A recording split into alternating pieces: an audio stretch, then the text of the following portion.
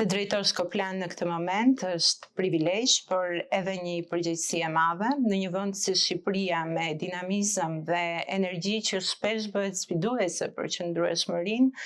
Trashëgimia 30 vjeçare e Koplan flet më shumë se çdo gjë. 30 vjetori vjen si një moment reflektimi edhe ripozicionimi, është një pikë ku ndalon për të parë sa rrugë ke bërë, por njëkohësisht edhe sa rrugë është ende për të bërë. Për mua personalisht do thotë të vazhdosh një vizion, një udhtim i cili ka lindur 30 vite më parë nga një grup profesionistësh të shkëlqyer, me idealizëm, me guxim, dhe ta çosh këtë vizion përpara me të njëjtin integritet, me të njëjtat vlera, por me energji dhe forma të tjera. Trashëgimia jonë është besimi që kemi ndërtuar në vite me partnerët, me komunitetet. Koplanin në vitet që vinë na shoh më të guximshëm në inovacion, me njohuri, me dije dhe më të fortë në kërkim dhe në advokim, në procese të cilat ndihmojnë aspiratën europiane të Shqipërisë, por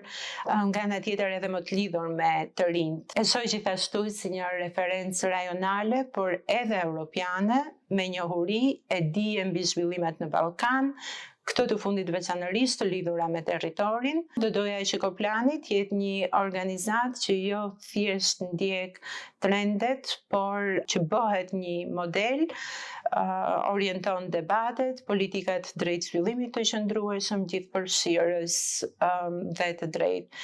Vlerat, integriteti, puna me njerëzit mbeten në themel të asaj që ne bëjmë dhe do të vazhdojnë të jenë të tilla. Koplan është shtëpia ime, ndaj është të vështirë të ndaj ato që kam marrë profesionalisht, ato që kam marrë personalisht si Anila nga Koplan. Të punuarit në Koplan kam mësuar se gjërat çohen përpara, duke u mbështetur tek njëri tjetri, veçanërisht në situata komplekse dhe sfiduese në cilën ne punojmë, jetojmë.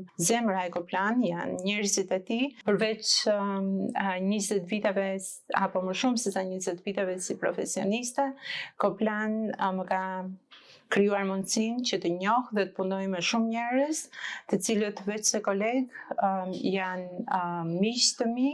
Shumë prej tyre kanë qenë model frymëzimi, model besimi, por njëkohësisht edhe shtysa për mua në këto vite pune në Koplan.